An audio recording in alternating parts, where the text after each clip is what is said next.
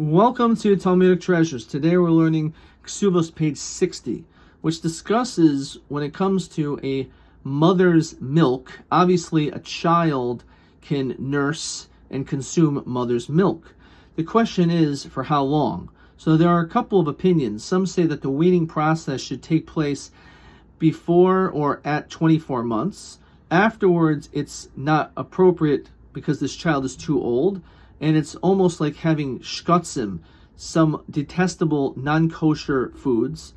And another opinion, which is what we actually hold, is that a woman has the right to be able to continue to nurse her child up until literally 4 or 5 years.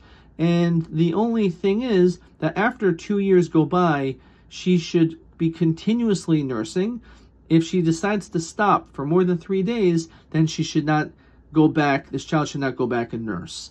Now this brings up the question in general, if a person would have milk from a woman because in itself is kosher, is it something which a person who is an adult, is it really something which is not valid, something you cannot eat or consume?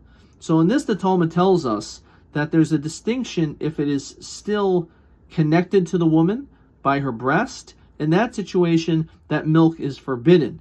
However, if it was removed and pumped out and put into a cup, so technically a person is allowed to drink that milk. There's nothing wrong with it.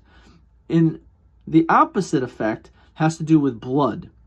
Now we know that the Torah does not allow a person to consume blood. And therefore, if a person has blood and they have a cut on their body, or they see that there's blood of themselves and it dripped, literally, as the Talmud says, on bread, so you should scrape off the bread, and then you could eat it, but you're not allowed to eat the blood itself because it's already been separated. But let's say a person was flossing or brushing their teeth, and they end up feeling that their gums are bleeding. So is there a prohibition of swallowing? Are you not allowed to eat blood in that way?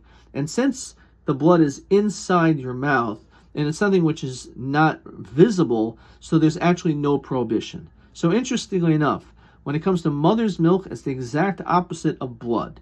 When it comes to mother's milk, as we said, if it's separated, then it is permissible. When it's still connected to the woman, then it's not allowed. However, when it comes to the consumption of blood, once that blood is separated, you're not allowed to drink the blood, or if you have even a cut on your finger and you go like that, that's also something one person's not supposed to do. But if it's still connected to your body, that you can't see it because it's between your teeth, then in that situation, a person would be allowed to swallow. It's not a prohibition of consumption of blood.